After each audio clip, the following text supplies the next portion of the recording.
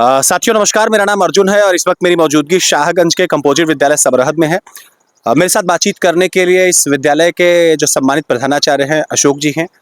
और निश्चित रूप से हर उस शख्स को ये खास इंटरव्यू जरूर देखना चाहिए जो शिक्षा व्यवस्था से जुड़ा है।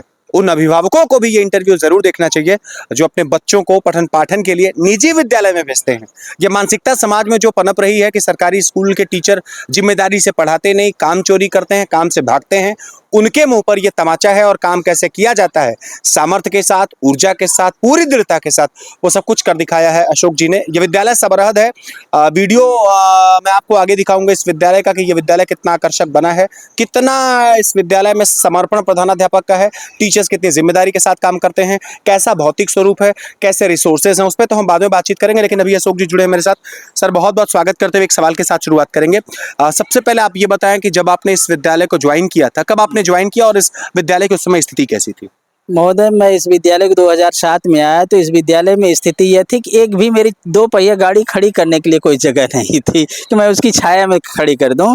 मेरे मन में था कि यार छाया होनी चाहिए इस विद्यालय में, पेड़ पौधे होने चाहिए, थोड़ा पेड़ पौधे रहेंगे तो एनवायरनमेंट बहुत होगा। और मैं बहुत ही बचपन से पेड़ पौधों से बहुत लगा रहा। मेरा मन था कि नहीं, जहाँ रहिए वहाँ हरियाली, ग्रीनरी ही ग्रीनरी होनी चाहिए। मेरा संकल्प था स्वच्छ स्कूल, सुंदर स्कूल, स्वस्थ स्कूल। तो इस नारे से मैंने चालू किया और 2007 के बाद लगातार प्रयास किया। अपनी तनख्वाह को बहुत लगाया, माली को मैं अपनी तनख्वाह से पैसा देता हूँ। सारा धीरे धीरे मेरे इसमें जितने पेड़ लगे हुए हैं मेरे हाथ के लगे हुए हैं। सबसे बड़ी खुशी ये होती है कि मैं 5 फीट का ही रह गया, मेरे पौधे जो है 25, 30, 40 फीट के हो गए हैं। एक बात और जानना चाहूंगा सर, आपके यहाँ बच्चों की संख्या को लेकर के बड़ा सवाल रहता है कि बहुत अधिक संख्या आपके यहाँ है। कितनी संख्या है और बच्चों की क्लासेस कैसे इजीली रन हो पाती है? अर्जुन भाई, बड़ी खुशी हो रही है कि मैं उस जगह पे विद्यालय में खड़ा हुआ हूँ जहाँ 2 दिन पहले माननीय जिला अधिकारी महोदय, हमारे क्या कहते हैं, बेसिक शिक्षा अधिकारी महोदय, खंड शिक्षा अधिकारी महोदय, तहसीलदार महोदय, बड़े ढेर सारे मीडिया के बंधु लोग आए हुए थे। और आज मैं वहीं खड़ा होकर के आपको भी इंटरव्यू दे रहा हूँ जहां मुझे डीएम साहब इस व्यवस्था से खुश होकर के अंग वस्त्रम तक पहनाया और पूरे समाज को यह बताया, शिक्षा व्यवस्था को बताया, शिक्षकों को बताया उन्होंने कि इस तरह अशोक की तरीके से यह व्यवस्था होनी चाहिए। और मैं, आप देख रहे हैं कि मेरा विद्यालय और दिन प्रतिदिन मेरा लगातार मेहनत, और बच्चों 650-7 बच्चे इस समय हैं। और जहां बच्चे विद्यालय सरप्लस चले जा रहे हैं, बच्चों की संख्या घटती हुई चली जा रही है, उस स्थिति में भी अभी मुझे 9 अध्यापक चाहिए। अच्छा, एक बात और जानना चाहूंगा, रिसोर्सेज कौन कौन से डेवलप आपने किए हैं? जैसे सीसीटीवी, एस्ट्रोनॉमी कक्षा, ऐसे कैसे रिसोर्सेज डेवलप किए? भैया, स्थिति यह है कि मेरे पास सबसे पहली जो रिसोर्स है वो मेरा आईसीटी क्लास है, दूसरा एस्ट्रोनॉमी लैब है।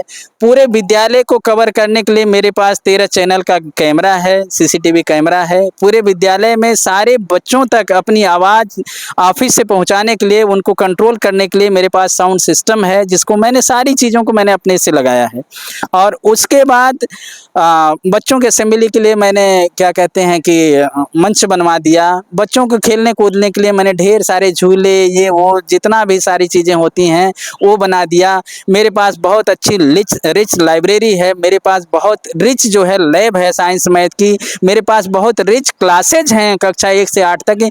और कक्षा 1 से 8 तक की मेरी एक क्लास की पेंटिंग मुझे लगता है 25-25 हज़ार के आसपास की हैं। कोई ऐसा टीएलएम नहीं है जो मेरे पास नहीं है। मेरे बच्चे यहाँ से लेकर के जितना जिले और मंडल प्रदेश लेवल का खिताब होता है वो सारे जीत करके आते हैं। अच्छा, आप तो राज्य शिक्षक पुरस्कार से सम्मानित भी रहे हैं। अब दौर पुरस्कारों के लेने का थोड़ा दूसरे तरीके का हो गया है। आपसे जानना चाहूंगा, अब ये प्रेरणा आपको कहाँ से मिलती है कि सारा एफर्ट लगा दिया जाए विद्यालय के प्रति?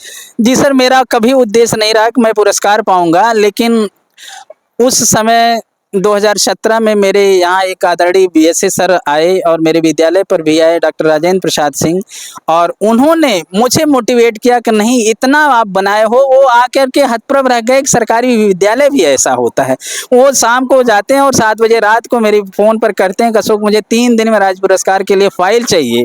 और मैंने कहा सर, मैंने तो ऐसा कुछ काम ही नहीं देखा है, न किया है फाइलिंग का काम। उन्होंने कहा कि नहीं, आप कर डालोगे। तो मैंने कहा ठीक सर, मैं कर डालूंगा। मैंने 3 दिन में उनको फाइल बना करके सबमिट करा दिया सर।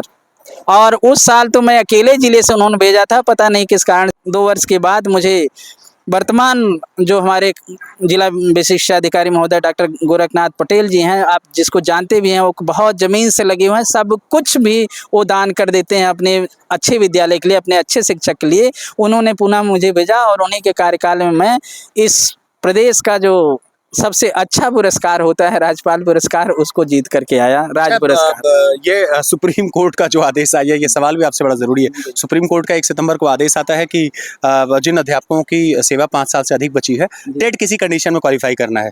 क्या देखते हैं, किस सर तरह देखते हैं? एक शब्दों में अगर मुझे कहा जाए तो मेरे लिए चैलेंजिंग है, और इसे तो मुझे टेट पास करके दिखाऊंगा ही, ऐसा कभी नहीं होगा कि मैं टेट नहीं पास हो पाऊंगा। लेकिन यह किसी भी कोर्ट का जो नियम आया है, माननीय कोर्टें बहुत बड़ी होती हैं देश में, उसका किसी का विरोध करने का अधिकार नहीं है, क्योंकि वो संविधान के तरीके से चलती हैं। मैं संविधान का बहुत पक्षधर हूँ, लेकिन किसी की भी नियुक्ति जिस भी व्यक्ति के आधार पर होती है, उसके बाद उसे हटाने के लिए कोई नई चीज़ नहीं ले आनी चाहिए, यदि वो सामूहिक सही रूप से कार्य कर रहा है वो कैंडिडेट।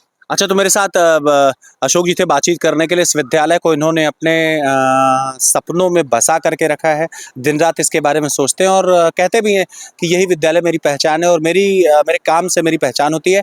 और आज जिला बेसिक शिक्षा अधिकारी हों, जिले के जिलाधिकारी हों या प्रदेश के जो शिक्षक संघ के बड़े पदाधिकारी हों, बहुत सम्मान की दृष्टि से देखते हैं। और इनकी जो सबसे बड़ी पूंजी है, वो 600 से अधिक बच्चे हैं, हर बच्चों से जुड़े हैं, हर गार्जियन से जुड़े हैं। और आज जिस वजह से जौनपुर मुख्यालय से 30 किलोमीटर दूर मैं चल करके आया।